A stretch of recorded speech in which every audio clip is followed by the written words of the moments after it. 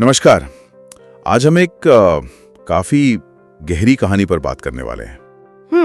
कहानी जो शायद जिंदगी में चिंता को देखने का हमारा नजरिया ही बदल दे। अच्छा? हाँ, हमारे एक श्रोता ने कहानी भेजी है। इसका नाम है जिंदगी में सारी चिंता गायब कर देगी ये कहानी। वाह, नाम तो बड़ा दिलचस्प है। बिल्कुल। तो आज हम इसी कहानी को परत दर परत खोलेंगे, समझने की कोशिश करेंगे कि इसके पीछे का संदेश क्या है, और शायद कुछ ऐसे तरीके भी निकलें जो चिंता से निपटने में काम आए। हाँ वही, इसमें छिपे हुए जो व्यवहारिक इशारे हैं उन्हें पकड़ने की कोशिश करेंगे। ठीक है, चलिए इसे खोलकर देखते हैं। तो कहानी कुछ यूं है कि एक अमीर आदमी है, काफी साल विदेश में रहा, पैसा कमाया और अब वो अपने वतन लौट रहा है। एयरपोर्ट से टैक्सी ली, घर की तरफ चला। ओके। और जैसे ही वो घर के नजदीक पहुंचता है, देखता क्या है कि उसका वो आलीशान बंगला क्या हुआ? धू धू कर जल रहा है, आग की लपटों में घिरा हुआ। अरे बाप रे! हाँ, सालों की कमाई, सारी मेहनत सब आंखों के सामने जल रही है। जाहिर है वो एकदम सन्न रह गया। स्वाभाविक है, मतलब कोई भी हिल जाएगा ये देखकर तो। बिल्कुल। जीवन भर की भाग दौड़, वो सारी चिंताएं जो शायद उस घर को बनाने में लगी थी, सब एक पल में राख। लेकिन यही कहानी मुड़ती है। कैसे? उस तबाही को देखते हुए भी उसे अचानक एक अजीब सी शांति महसूस होती है। शांति? जलते हुए घर को देखकर। हाँ, अजीब है ना? जैसे कोई भारी बोझ उतर गया हो। उसे एकदम से ये एहसास होता है कि यार कुछ भी परमानेंट नहीं है। क्षणभंगुरता का एहसास। हाँ, सब टेम्परेरी है और जो चला गया उसे जाने देना भी सीखना पड़ता है। अच्छा। और कहानी का सबसे चौंकाने वाला हिस्सा यह है कि वो आदमी सोचता है, जितनी एनर्जी और ध्यान में इस बाहरी आग तो बुझाने में लगाऊंगा, उससे कहीं ज्यादा जरूरत तो मेरे मन के अंदर जो चिंता की आग लगी है उसे बुझाने की। यहाँ सबसे आकर्षक बात यही है कि देखिए, हालात कितने भी बुरे क्यों न हो, हमारी जो अंदरूनी प्रतिक्रिया है वो कहीं ना कहीं हमारे हाथ में हो सकती है। उस आदमी के नजरिए में जो एकदम बिजली की तेजी से बदलाव आया, वो कमाल का है। सही कहा। बाहर सब कुछ खत्म हो रहा था, लेकिन अंदर उसने जैसे तबाही के बजाय स्वीकृति चुन ली। हाँ। और एक तरह की अनासक्ति, नॉन अटैचमेंट। ठीक। ये कहानी हमें सीधे उस पॉइंट पर ले जाती है जहां बाहरी संकट हमें भीतरी शांति खोजने का एक अनपेक्षित मौका दे सकता है। ये जो स्वीकृति और अनासक्ति के भारी भरकम विचार है ना, हाँ। जो किताबों में पढ़ते हैं, बिल्कुल, कहानी उन्हें एक झटके में जैसे जिंदा कर देती है। बिल्कुल। पर एक सवाल मन में आता है, क्या ये वाकई इतना आसान है? जब सब कुछ आपका दांव पर लगा हो तब ऐसी शांति महसूस कर लेना, ये कहानी सुनने में जितनी असरदार है उतनी ही अविश्वसनीय भी लग सकती है। सही बात है। क्या ये सिर्फ कहानी है या इसमें कोई गहरा मनोवैज्ञानिक सच है? नहीं, आपका सवाल बहुत वाजिब है। और शायद वो शांति एकदम से नहीं आई होगी। हो सकता है पहले वो शौक, वो स्तब्धता रही हो। हाँ, जाहिर है। और उसके बाद एक पल आया हो जब उसे चुनने का मौका मिला। या तो वो चीखता चिल्लाता मातम मनाता, जो कि ज्यादातर लोग करते। बिल्कुल। या फिर वो उस घटना के पार देखने की कोशिश करता। कहानी उस दूसरे रास्ते को दिखाती है। अच्छा। ये हमें याद दिलाती है कि हमारे रिएक्शंस अक्सर आदत बन जाते हैं, पर जरूरी नहीं कि वही एकमात्र तरीका हो रिएक्ट करने का। मनोविज्ञान में जिसे चॉइस पॉइंट कहते हैं ना, शायद उस आदमी ने अनजाने में ही सही उस बिंदु पर एक अलग चुनाव किया।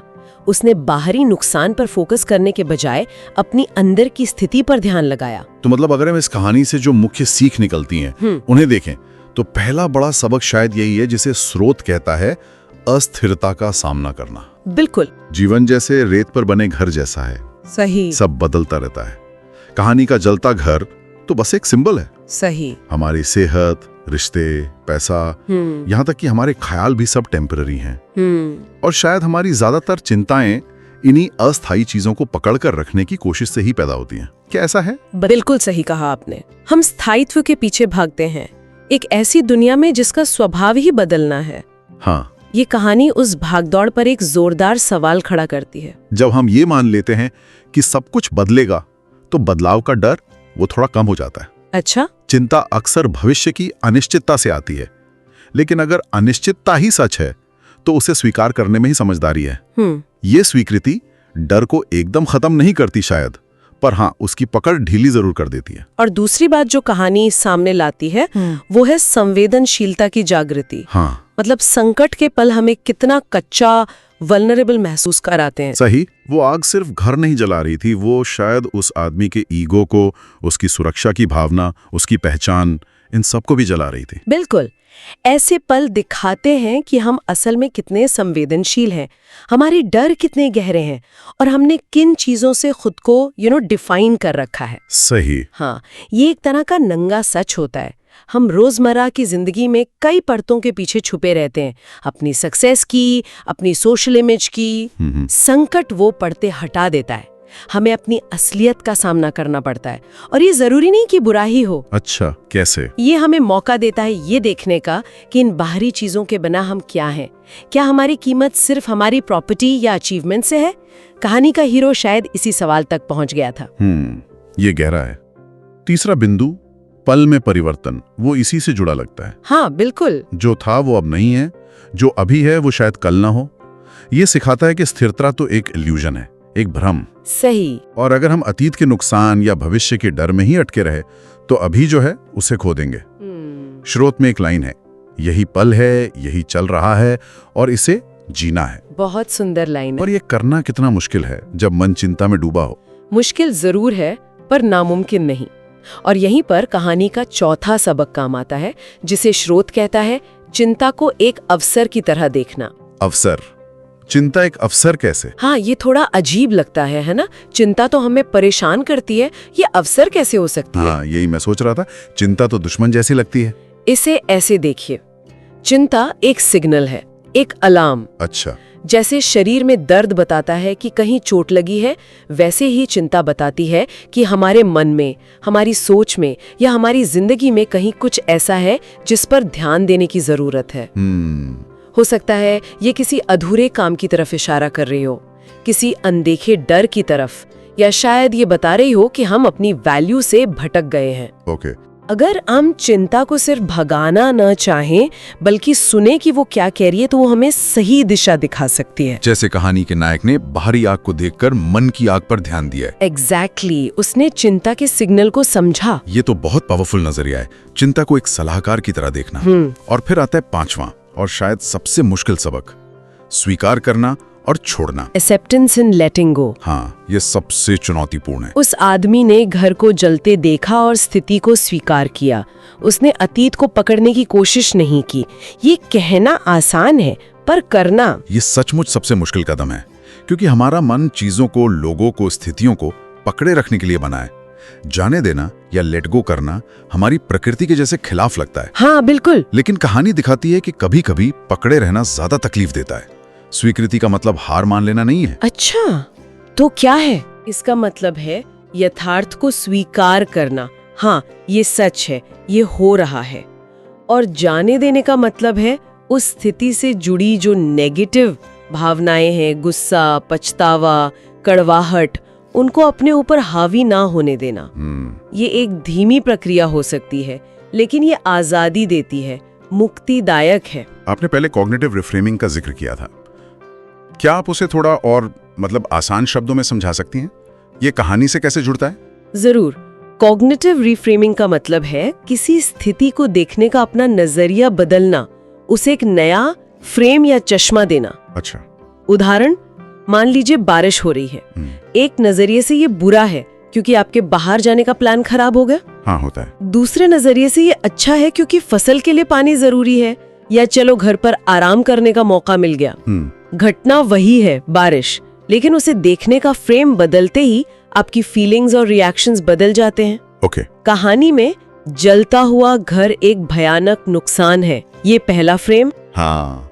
लेकिन उस आदमी ने उसे एक दूसरे फ्रेम से देखा, एक मौका अपने अंदर की आग चिंता पर काम करने का और जीवन की क्षण भंगुरता को समझने का, ये दूसरा फ्रेम।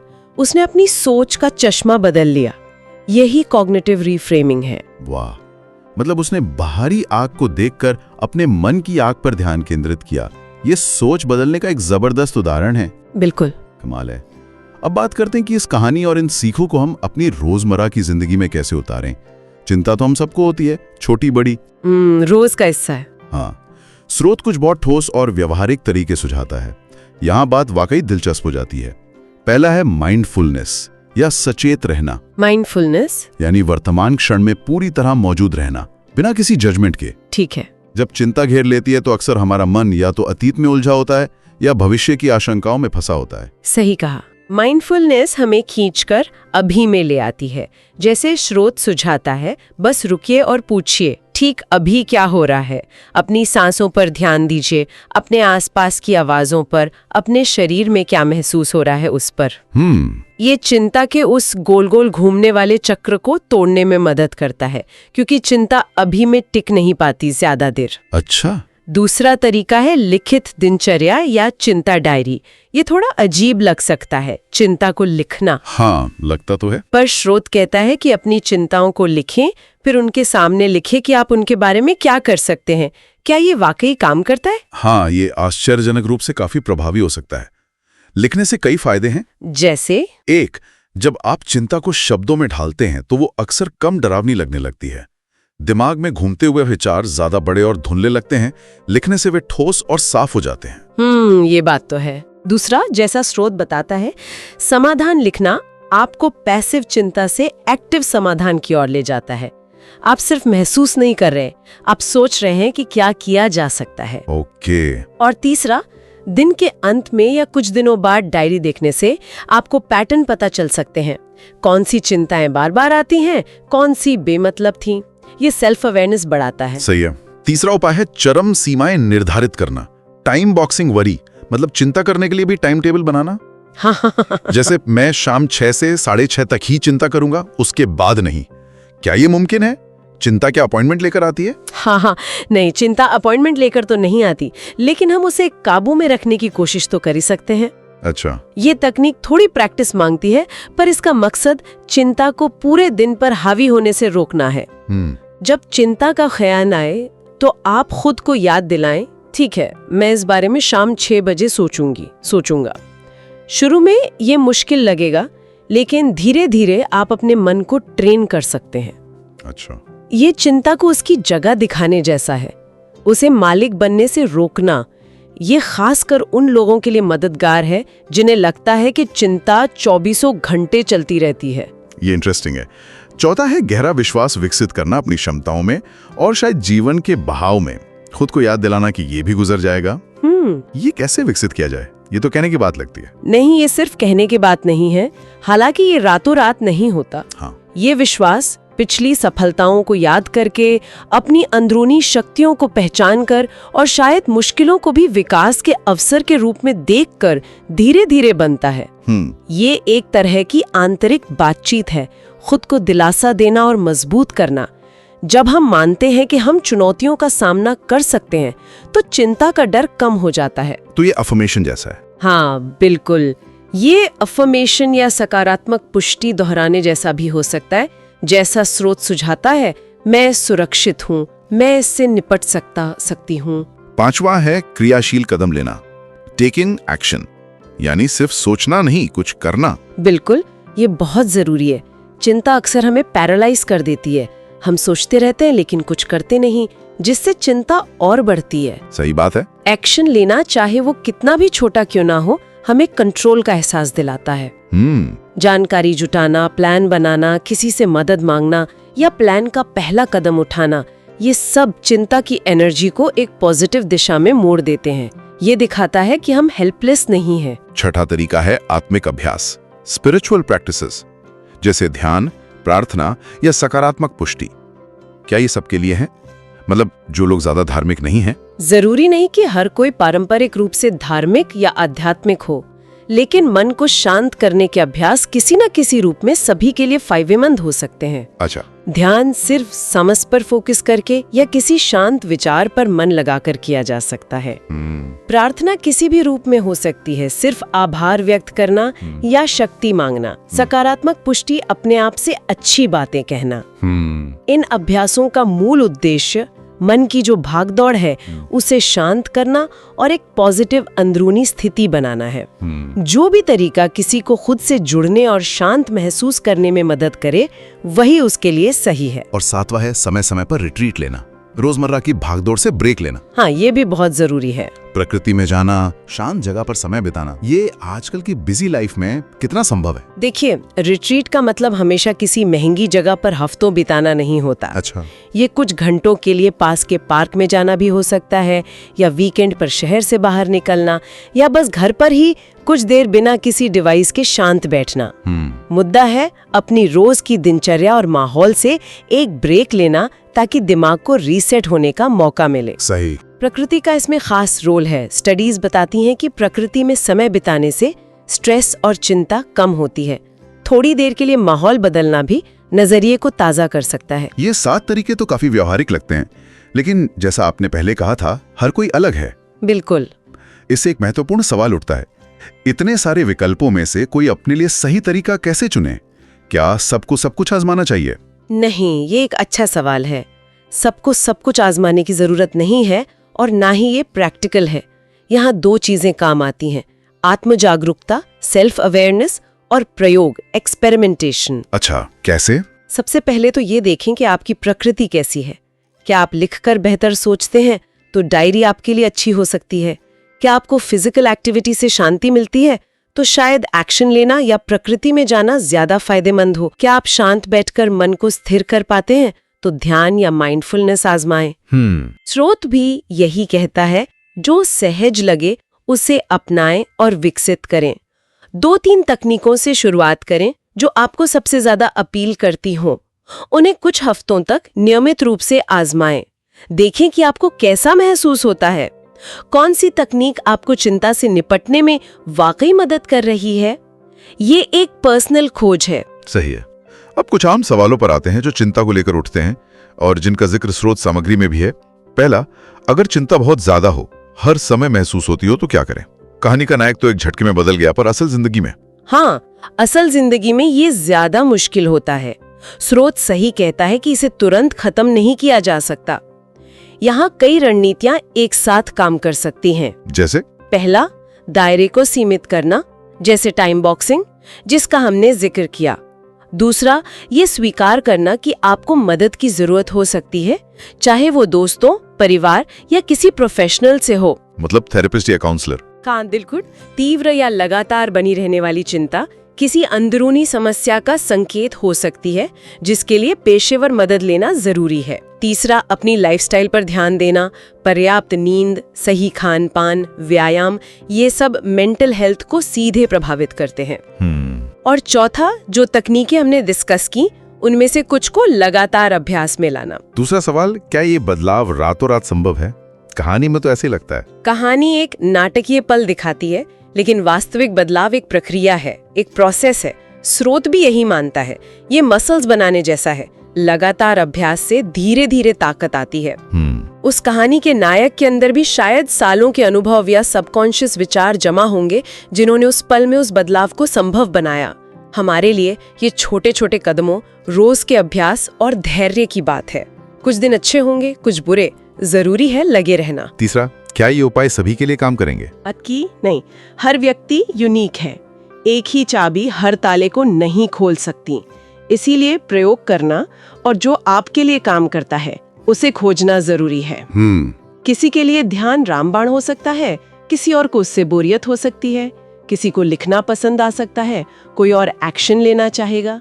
अपनी गट फीलिंग पर भरोसा करें। और आखिरी सवाल, क्या चिंता को अनदेखा करना हानिकारक हो सकता है? कई लोग कहते हैं ज्यादा सोचो मत। हाँ, अनदेखा करना या दबाना यकीनन हानिकारक हो सकता है। ये वैसा ही है जैसे कार के डैशबोर्ड पर जलती वार्निंग लाइट पर टेप लगा देना। हाँ, सही उदाहरण है। समस्या दूर नहीं होती, बस दिखनी बंद हो जाती है। दबी हुई चिंता अक्सर शारीरिक लक्षणों में बदल सकती है, जैसे सिर दर्द, पेट की समस्याएं, या फिर अचानक इमोशनल आउटबर्स्ट के रूप में बाहर आ सकती है। तो फिर क्या करना चाहिए? स्रोत का सुझाव स्वीकार करना, समझना और फिर धीरे धीरे हल करना एक ज्यादा हेल्दी और टिकाऊ तरीका है। चिंता को सुनना, उसे समझना और फिर उससे निपटना, यही रास्ता है। तो इस सारी बातचीत का निचोड़ क्या है? मतलब इस सब का मतलब क्या निकलता है? आज हमने एक श्रोता की भेजी कहानी के जरिए चिंता के विषय को खंगाला। हमने देखा कि कैसे एक विनाशकारी घटना भी नजरिया बदलने का जीवन की अस्थिरता को स्वीकारने का और वर्तमान क्षण में जीने का एक शक्तिशाली पाठ बन सकती है। बिल्कुल। हमने चिंता को एक दुश्मन के बजाय एक सिग्नल, एक अवसर के रूप में देखने की संभावना पर विचार किया। और सबसे महत्वपूर्ण, हमने उन व्यवहारिक औजारों पर बात की, माइंडफुलनेस से लेकर लिखने तक, एक्शन लेने से लेकर आत्मिक अभ्यास तक, जो चिंता की उस पकड़ को ढीला करने में हमारी मदद कर सकते हैं। सही। ताकि हम अपनी अंदरूनी शांति वापस पा सके। ये कहानी और ये तकनीकें हमें याद दिलाती हैं कि बाहरी हालात चाहे जैसे भी हों, हमारे पास अपनी भीतरी प्रतिक्रिया चुनने की शक्ति हमेशा रहती है। और जाते जाते मैं श्रोताओं के लिए एक विचार छोड़ना चाहूंगी। हाँ, जरूर। ये आज की चर्चा से ही निकला है। जरा सोचिए, आपकी चिंता चाहे वो कितनी भी असहज क्यों ना हो, असल में आपसे क्या कहने की कोशिश कर रही है?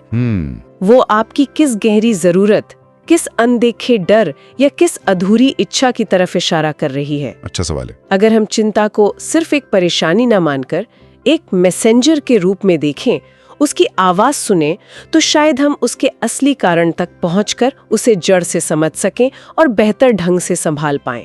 ये चिंता इज इक्वल टू अवसर वाले विचार को एक कदम और आगे ले जाकर हमें खुद को और गहराई से जानने का मौका देता है। ये वाकई सोचने लायक बात है। चिंता क्या बताने की कोशिश कर रही है? इसी गहरे विचार के साथ आज की ये चर्चा यहीं समाप्त होती है।